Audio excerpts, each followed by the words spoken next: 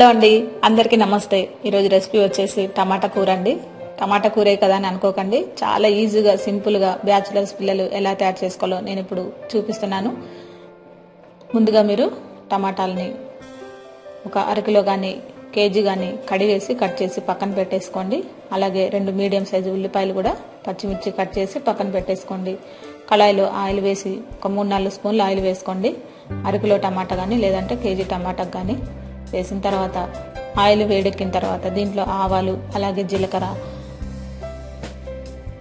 ఇవన్నీ కూడా వేగాలండి. కొంచెం ఇవి వేసిన తర్వాత దీంట్లో మీరు ఉల్లిపాయలు మీడియం సైజువి ఒక 2 కట్ చేసి వేసేసుకోండి. అలాగే పచ్చిమిర్చి కూడా ఒక 7-8 వేసుకోండి. ఎందుకంటే పచ్చిమిర్చి మంచి ఫ్లేవర్ ఉంటుంది, టమాటా కూరకి బాగుంటుంది. అచ్చం మనం పచ్చిమిర్చితో కూడా మనం టమాటా కర్రీ చేసుకోవచ్చండి, చాలా బాగుంటుంది. అలాగే ఉప్పు కూడా దీంట్లో మీరు సరిపడంత వేసేసుకోండి.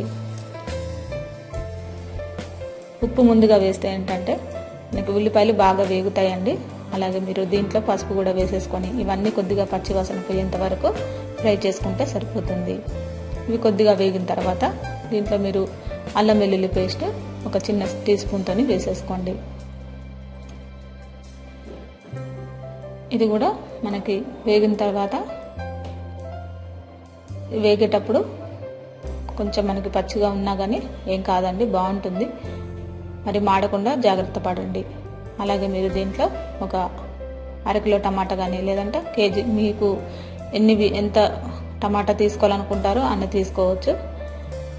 ఇలా కట్ చేసిన తర్వాత మనం దీంట్లో లైట్గా మరి కొంత ఉప్పు వేసేసి మీరు ఉడికించుకోండి మూత పెట్టేసి. ఇది మనకి మంచి గుజ్జులాగా ఉడుకుతుందండి. టమాటాలు మనకి నాటు టమాటా అయితే చాలా బాగుంటుంది టమాటా కూరకి.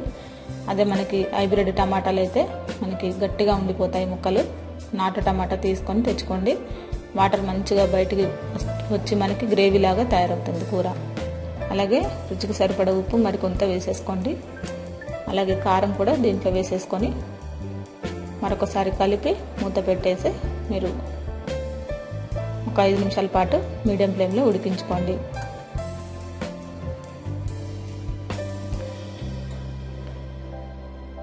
ఇది మరి వాటర్ కంప్లీట్గా అయిపోకూడదు, అలాగని ఎక్కువ వాటర్ కూడా ఉండకూడదండి. అలా ఉడికించుకోవాలి మనం.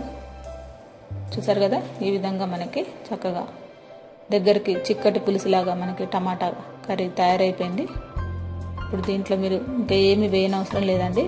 చివరిలో మీరు పచ్చి ధనియాల పొడి కొంచెం వేసుకుంటే సరిపోతుంది.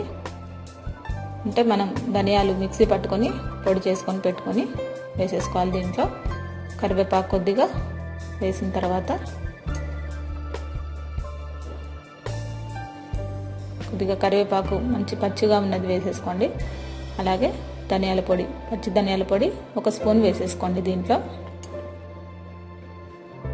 ఇది వేసిన తర్వాత చివరిలో కొత్తిమీర వేసేసుకుంటే మనకి టమాటా కూర రెడీ అయిపోయినట్టే. చాలా ఈజీ అండి, ఎంత సింపుల్గా తయారు చేసుకోవచ్చు. మనకి ఎక్కువగా అందరికీ తెలిసే ఉంటుంది కూర. బ్యాచిలర్స్ పిల్లలకు కూడా బాగా ఉపయోగపడుతుందని ఈ వీడియో చేశానండి. మీ అందరికీ నచ్చే ఉంటుంది అనుకుంటున్నాను. నా వీడియో కనుక మీకు నచ్చినట్లయితే లైక్ చేయండి, షేర్ చేయండి, సబ్స్క్రైబ్ చేయండి. ఇది రోటీలోకైనా రైస్లోకైనా చాలా బాగుంటుంది. ఒకసారి ట్రై చేయండి ఫ్రెండ్స్. అందరికీ వెరీ థ్యాంక్ యూ అండి.